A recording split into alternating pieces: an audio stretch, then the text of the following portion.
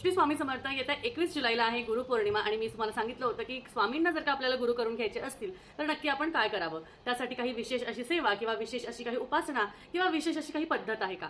तर तुम्हाला काही करायचं नाहीये. तुम्हाला फक्त स्वतःला समर्पित करायचं आहे.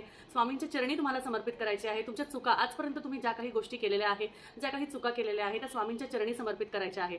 त्या दिवशी होता होईल तेवढी स्वामींची सेवा करा. सगळ्यात महत्त्वाचं, सकाळी अंघोळ झाल्यावर स्वामींची मूर्ती असेल तर अभिषेक करा. फोटो असेल तर पुसून छान पूजा करा. त्याचबरोबर त्या दिवशी होईल त्या चांगल्या गोष्टी करायचा प्रयत्न करा. दत्त मंदिरात जा, स्वामींच्या मठात जा, तुमच्या मनातली जी काही इच्छा असेल ती बोला. पण त्याचबरोबर हातात एक विड्याचं पान, एक विड्याचं जोड पान आणि एक सुपारी आणि एक नाणं हातात घ्यायचं आहे आणि स्वामींसमोर प्रार्थना करायची आहे की हे स्वामी राया, मी आजपासून तुम्हाला माझं गुरु मानलेलं आहे आणि त्याचबरोबर मला तुम्ही शिष्य म्हणून तुम्ही मानून घ्या आणि त्याचबरोबर तुम्ही आज ह्या दिवसानंतर जे काही तुम्ही मला मार्गदर्शन कराल, जे काही तुम्ही माझ्या आयुष्यात मला सुचवाल तसं मी करत जाईल आणि मला माझ्या आयुष्याला माझ्या पुढच्या